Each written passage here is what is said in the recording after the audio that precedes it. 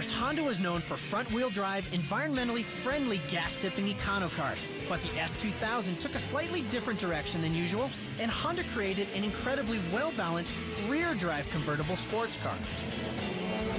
The S2000 is a real force in this racing now. That's a heck of a car.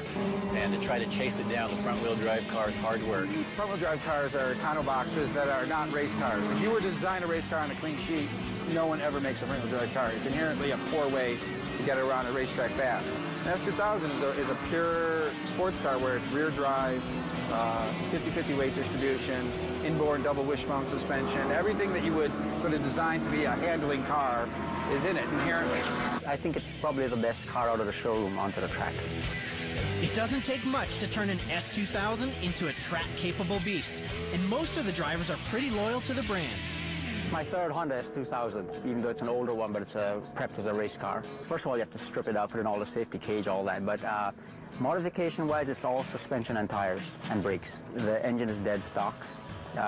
Driveline is stock. I'm fairly new to it. It's only my fourth or fifth race. I've been doing time trials for almost 3.5 years and been dominating that. I thought, well, I should try something else and try racing. Primarily to get it to go fast for the track, it's just suspension and tires. You don't have to touch the engine, just a few minor mods, and they're really fast. In a rear-wheel drive car, you have all the more traditional characteristics. It's not like a front-wheel drive. But a front-wheel drive car is a dynamically inferior car to race. People started racing them, and then they call them race cars.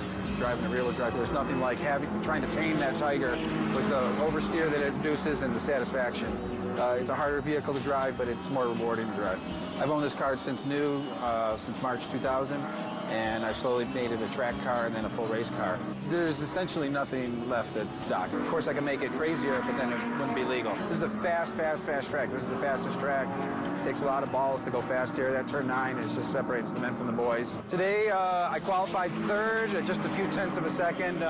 Two front-wheel drive guys, Derek and Lepper, were just in front of me, just a couple tenths back. I seem to have made progress mainly in the suspension area. So I've radically changed the amount of negative camber I'm running on the front. The tyre temperatures tell me that it shouldn't work, but it actually feels faster and it is faster. Differential in speed, though, is actually fairly minor. It's a lot better than you might think. My front-wheel drive Civic is quite a few hundred pounds lighter than the S2000s. And I actually make more power than them as well. They should be banned. If you want to push your friend in a wheelchair, you can race anything. Front-wheel drive cars on racetracks is like, you know, it's not racing. Looking at the times of the Honda Cup, the S2000 has dominated so far. I think 9 out of the 10 races or 12 races, the S2000 has won. This event is the final. There'll be some pretty close racing in the race this afternoon. Should be quite competitive today. With a rivalry like this, it's hard to believe there's less than 10 cars racing out here. Derek Stevens and a little orange Civic started first, with Jeff Lepper in the number 65 Integra in second, and Marty Roush's S2000 in third. When the flag drops, the cars hit the track for the final race of the season. The weakness of the Civic is that the tyres tend to get slower throughout the race from the heat, whereas the S2000s can pretty much maintain the same pace throughout the whole race. Derek was able to battle the heated tires, maintaining his number 1 position, with Marty Roush's S2000 hot on his tail. Generally speaking, a lot of times those guys, they abuse their tires with the front-wheel drive. They got all the weight and power. Maybe I'll be there for the checkered flag. We'll see. Just got to drive well and see what happens.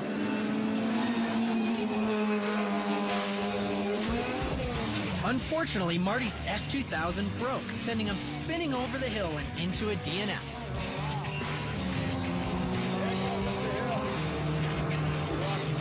In the end, Derek Stevens pulled out the win in his front-drive Honda Civic. Interestingly, Jeff Lepper and his consistent Integra will take the season championship despite the S2000's dominance. For more information on the Honda Cup, check out our website at redline-tv.com.